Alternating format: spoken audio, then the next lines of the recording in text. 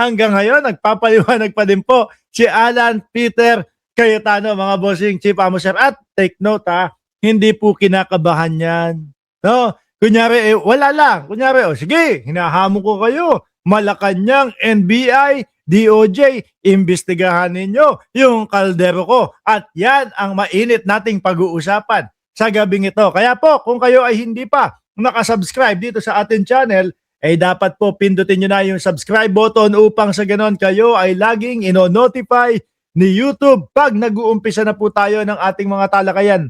At syempre mga kababayan, i-shoutout na po muna natin yung mga nandyan sa comment section na kanina pa po nag-aantay. Nandyan si Ma'am Delia Rosario, si SP Acqui, nandyan si The Jumper, si Alan Paulino, nandyan na din po si Juby Argeles, nandyan din po si Ma'am Delia Rosario ulit, buong Cereza Force family, si Ma'am Pati Babelio, si Lolo Yul ng Miami, si Shiro Kansaki na nagtatanong kung live daw ba ito, si Ma'am Brenda Barton at si Ma'am Josepa Oliva Lopez, mga bossing. Umpisahan na natin, mga kababayan, dito muna sa walang kakaba-kaba, walang katakot-takot, no? Lalaking lalaki, balbas sarado, Alan Peter Cayetano. Okay, Maui Jaramillo, ihabol na kita. Pakinggan ho natin, mga kababayan, mukhang hindi makatulog si Alan Peter Cayetano.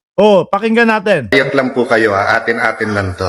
Tayo-tayo lang Sabihin natin sa DOJ, sa NBI at sa Malacanang, di kayo halata may panongga-nongga pa ho si Alan Peter Cayetano, mga kababayan. Alam niyo po bakit nagpatubo ng balbas si Alan? Dahil ho sa inyo, mga bossing, no? Kasi kayo diyan sa comment section, lagi niyong inaasar, no?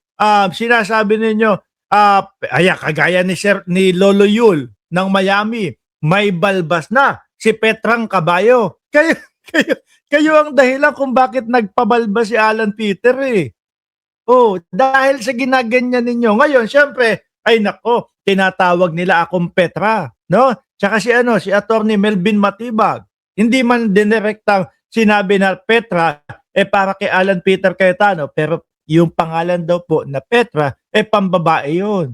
So, niloloko nyo si Peter Cayetano, nagpa-macho effect, mga bossing. Siyempre, kapag ka ikaw balbasarado, di ba? Siyempre, hindi iisipin na ikaw ay, kaya wag niya nang aasarin. Mga kababayan, hindi po natatakot si Alan Peter Cayetano at ito pong senador natin, wala pong kakaba-kaba na imbestigahan siya sa kaldero niya. Pero mga boss, ako may napapansin ako sa sarili ko, may napapansin din ako sa ibang tao. Ano po? Kapag ka ako, yung alam ko sa sarili ko, na kailangan ko na ipaliwanag, kailangan ko na gumawa ng rason, no?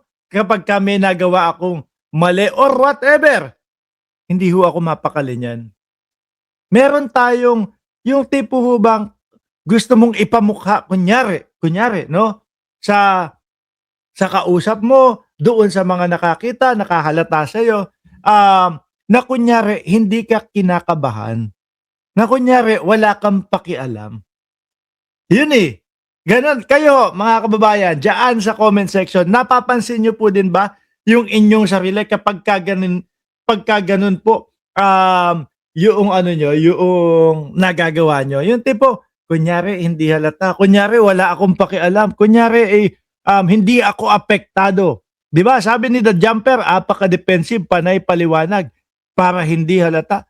Pero ang ipinagtataka ko hanggang ngayon naman wala pa naman pinapangalanan po si Director Matibag, mga kababayan No? Pero yung dalawang magkapatid na Cayetano ginamit pa yung impeachment para magpaliwanag ukol dito sa hindi pa naman pinapangalanan na issue ng SEA Games. Di ba? Bakit hindi na lang nagpaliwanag sa ibang forum? Bakit hindi na lang nagpaliwanag tungkol doon sa Facebook Live niya? Panigurado naman ako, madaming manonood kay Alan Peter Cayetano doon sa Facebook niya. No? Sabi nga ni Dingdong Dantes, ano ang tawag sa taong mahilig mag-live o ano ang trabaho ng taong mahilig mag-live? Number one, ano yung number one na pagpipilian? Vlogger. Tapos yung pangalawang pagpipilian, senador. Biglang pumasok sa isip ng mamamayang Pilipino, nako, si Alan Peter Cayetano yan, na mahilig mag-live. O, di ba? Pero, ang ginawa ni Alan Peter Cayetano at mismo ni Pia Cayetano, ginamit po yung impeachment para doon po sila magpaliwanag, mga kababayan. Kinakabahan daw ba sila? Hindi daw ho. Yun yung sabi nila. Di ba? Sabi ni Maui Jaramillo, live seller. O, yun. Di ba? Yun yung unang pagpipilian. Pangalawang pagpipilian ay yung senador. O, game. Tuloy natin si Peter. Slight lang, pero hindi naman kayo halata. So anong ating itatanim, yan ang ating aanihin. At Sandali, sir. Bakit naman biglang NBI, DOJ, tapos Office of the President o ang Malacanang naman ang sinisisi nyo dito? No? Bakit naman?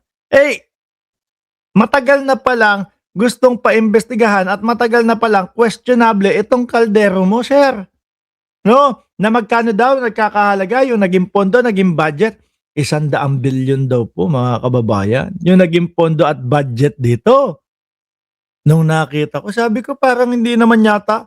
Siguro kung tumayo man ito, siyempre, sa mga bahay-bahay po, 5 milyon kada ano. Pero yun, malaking stadium naman po. Sabi mo na, let's say, kalahating bilyon. Doon maniniwala pa kami. Pero yung 10 bilyon, tapos yung kaldero na parang bakal lang na nakatayo doon, 55 million? Malaki, sir, ha? No?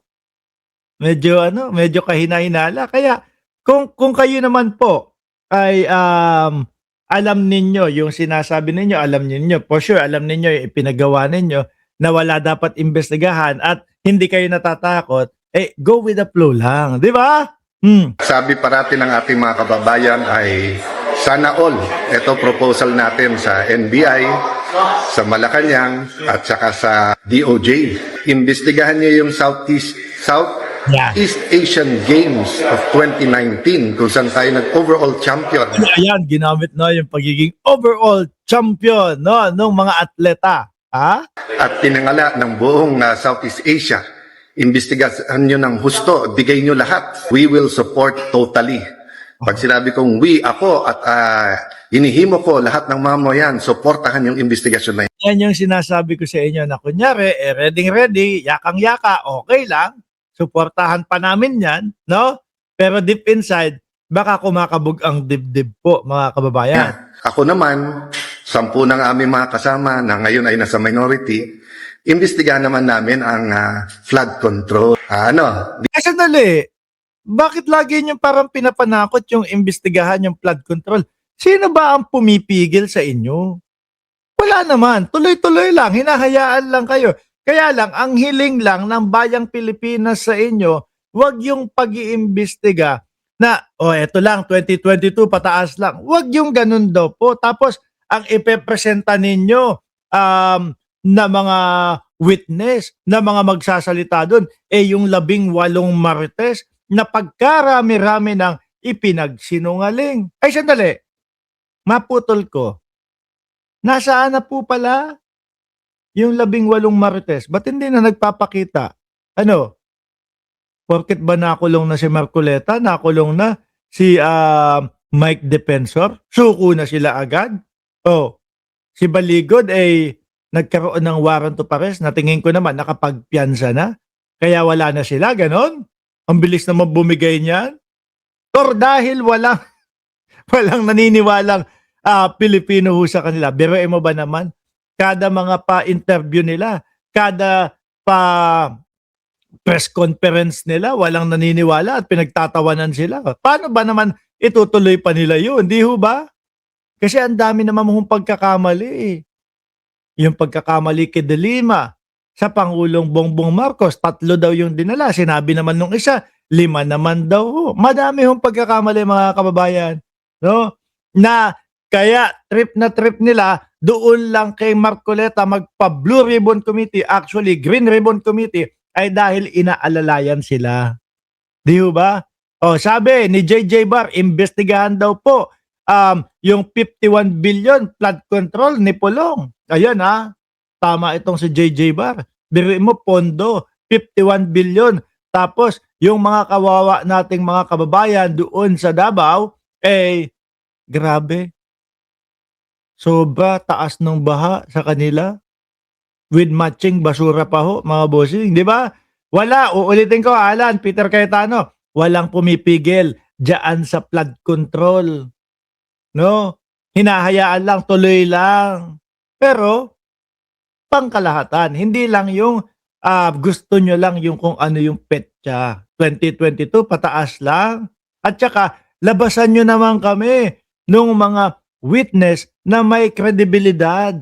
Hindi yung kagaya ng 18 Marites, ang daming pagsisinungaling. Di ba? Nako, sabi ni Lolo Yul Miami, paano ang insertion ni Pia na 150 million? Sabi ni Sir Archie Beroya, tuluyan na yang si Peter, sobrang ingay daw po. Alam nyo, sabi ni Montulpo, kapag ka daw po, hindi ko sinasabi na si Peter Cayetano ang bading ho Kumbaga, nasabi lang ni Montulpo, kapag ka daw ang bading daw po ay madrama. Yun po, hindi ko naman po sinasabi si Peter Cayetano ang tinutukoy doon. Game. So, madali lang yan, Malacanang. Kasi sumusunod naman sa inyo. Sila Senator Erwin, sila Senator Lacson, yung mga nasa Blue Ribbon. Kalabitin nyo na. Total, 30 weeks. Matagal po itong impeachment. At sabi nga, wag panay technicality. Wag naman. Nakoy, yan na naman. Kaya po kami ginaganito, kaya po iniimbestigahan yung mga kaldero namin. Kasi dahil po sa impeachment ng Vice Presidente, walang maniniwala niyan, sir. Kasi matagal nang mukhang inirereklamo yung kaldero mo. Lalo po ang Blue Ribbon Committee, wala masyadong technicalities doon. So, wag po tayo mangamba sa kahit anong investigasyon sa Wala, kayo lang ang nagsasabi na hinihinto at kinalimutan na yung flood control.